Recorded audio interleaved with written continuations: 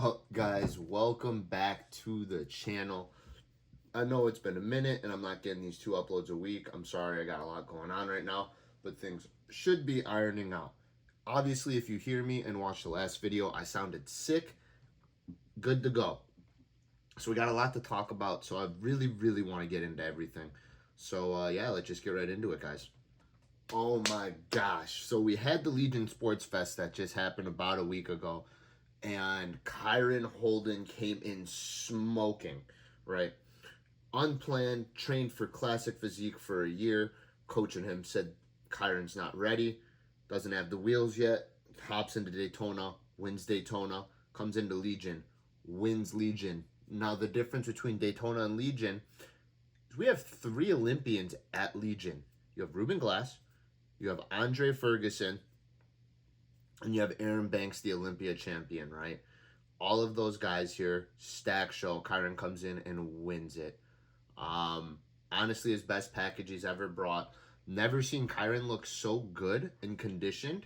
So honestly, one of the best things for him was training for Classic, it seems like, because his conditioning's on a whole nother level.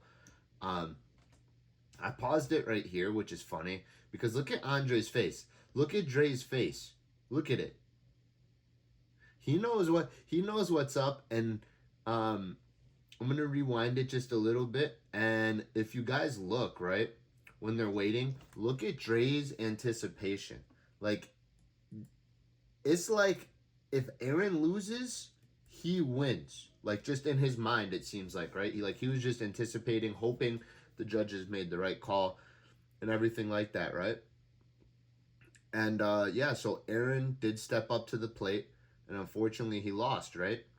And that's just what's going to happen. Is his crown gone? No.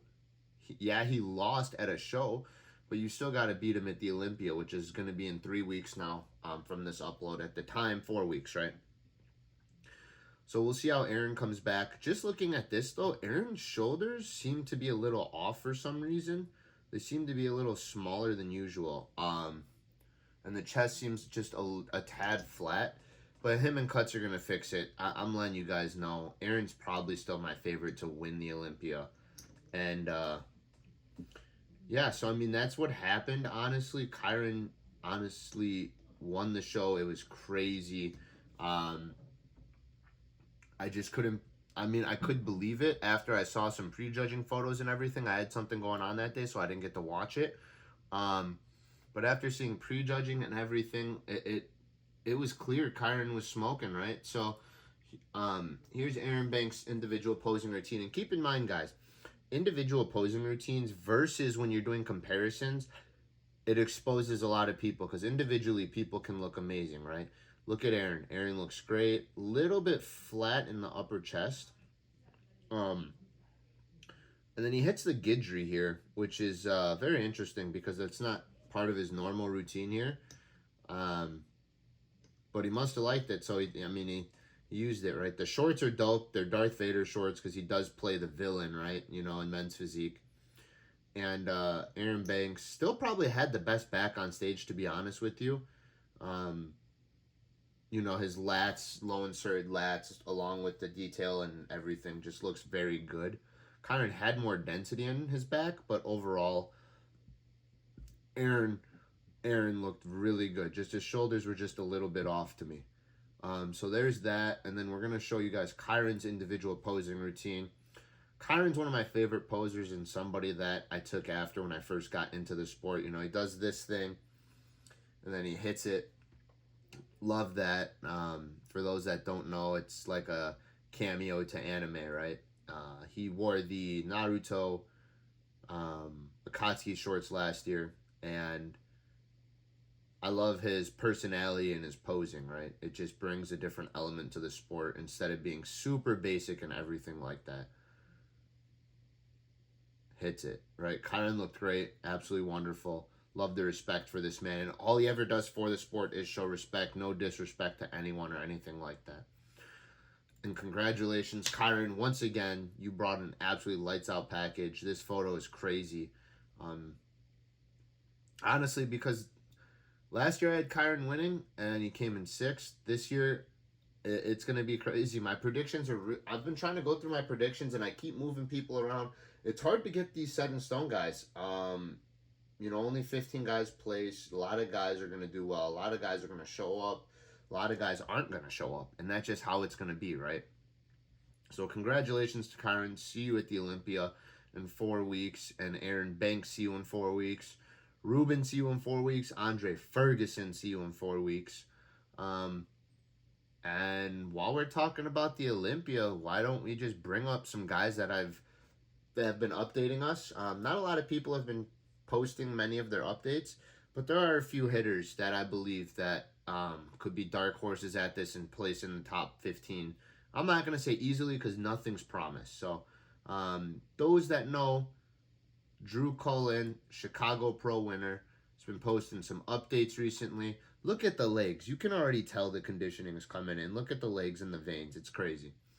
Drew's bringing it. You can see the hardness along with the fullness on Drew's front coming in on the money. And then he's also posted a photo of his back because a lot of people, oh, you don't have a back. But Drew's honestly, I know what Drew's been doing outside of, work, grinding on the Olympia and everything. He's been taking care of himself, and you can tell because the back looks on the money. Not there yet, but it looks on the money for 4 weeks out, right? You can see the density, you can see the detail and the width. So Drew's gonna get there. I see him as a dark horse at this Olympia. People who've won the Chicago Pro have done really well at the Olympia as well. Drew's gonna bring that hardness and the conditioning, and that's something a lot of guys are going to be aiming for, and Drew's just going to bring it like naturally. So we'll see how Drew does. I'm not going to tell you where I have him or anything like that inside the top 15 or outside of it. Got to go through my predictions a little bit more before I get those solidified. Probably get those to you guys next week, right? Next up, we have this boy, Mario Fiolo. I think that's how you pronounce his name. This guy looks crazy, right? Look at him. Look at the photo. Looks crazy. He won the One Bro Pro show. Very, very small show. But he did get his Olympia qualification there, right? So he looks super good from the front. Got the roundness, the fullness in the chest, the tight waist, and it's very hard. Let me tell you guys, when you see pictures individually, like I said with your individual posing, it's very easy to look good when you're not standing next to a bunch of other people. Unfortunately, at the Olympia, you're going to have 7 other guys on that stage with you that are going to compare. But here is a video. This is from 4 weeks ago, I think, so he's 8 weeks out, right? And he looks like he's ahead of plan 8 weeks out, It seems like his back is going to be the last thing to lose all his fat. Yes, the back is still peeled, but the back looks on the money. It looks good. It's got the width. It's got the shape. It's hard to tell right now, but he might need more density to compete with the others because I'm going to tell you right now, this Olympia is going to be really, really competitive from the back because a lot of these Olympians have brought up their back. Everyone's got a money front. So it's going to come down to that, right? But yeah, I have Drew and Mario Fiolo being dark horses at this show at the Olympia. Not a lot of people are counting on them. Some people are counting them out, right? But let's take a look and compare the 2021 and the 2022 Olympia, right? So I'm going to pull both of these up right here, and then we are going to compare, right? Okay, so I have so I have both the list up, right? Let's just go down the list real quick. 2021, we had Brandon, Aaron, Diogo, Kyron, Raymond, Carlos de Oliveira, Andre, oh my gosh, what is this? Andre Diu, Arya Safai, Andre Ferguson, Joseph Lee, Sirac Shabazz, Charjo Grant, Rodriguez Chesney, Ricardo Croce, and Corey Morris. That's your top 15. 2022, you have Aaron Banks, Brand Hendrickson, Diego Montenegro, Charjo Grant, Edvin Palmera, Kyron Holden, Ryan Terry, Corey Morris, Ali Bilal, Andre Ferguson, Javier Mullings, Emmanuel Hunter, Vitor Chavez, Alexander Toplin, and Carlos de Oliveira.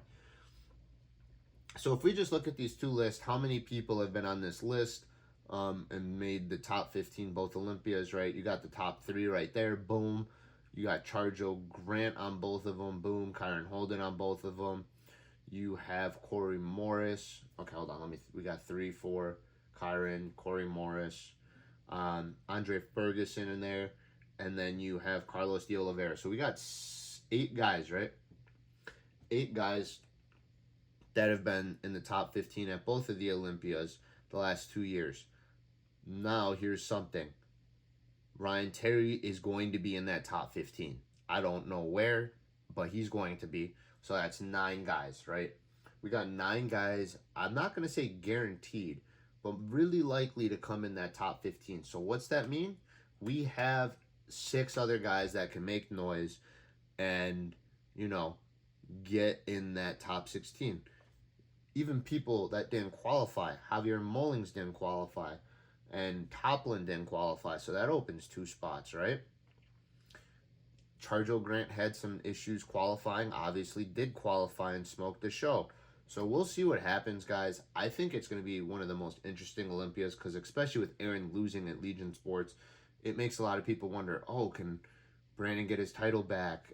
You know, there's a lot of guys I can see winning this Olympia. And I've heard that 7 or 8 guys from the head judges of the IFBB Pro League see 7 or 8 guys winning this, right? On top of that, we always have names coming out of nowhere and placing super well. Diogo Montenegro in 2021 came out and he's been to the Olympia multiple times. Boom, 3rd place, right? Edwin Palmeira, 5th. Same with Andre Diu his first year. I think he came in 5th and then 7th in 2021. So there's a lot of guys that are going to make a lot of noise. It's going to surprise a lot of people. And when you compare them on stage, that's just what it's about. So I'm excited for the 2023 Olympia. I still have predictions. I'll probably get my next video will be a predictions video. Keep in mind, it's only 15. It's an opinion based off of what I've seen on the year and prior years put together, and what type of packages some of these guys have brought to the Olympia stage. Gonna upset a lot of people. A lot of feelings are gonna get hurt because I can't put everyone in the top 16, right? Top 15. That's just not how that works. And like I said, there's really only 6 spots because 9 guys, I'm not gonna say are guaranteed. Nothing's guaranteed at the Olympia, but 9 guys are consistently placing at the Olympia. So we'll have to see. Hope you guys have enjoyed this video. Glad to be back making videos and I'm not sick. So I will catch you guys on the next one.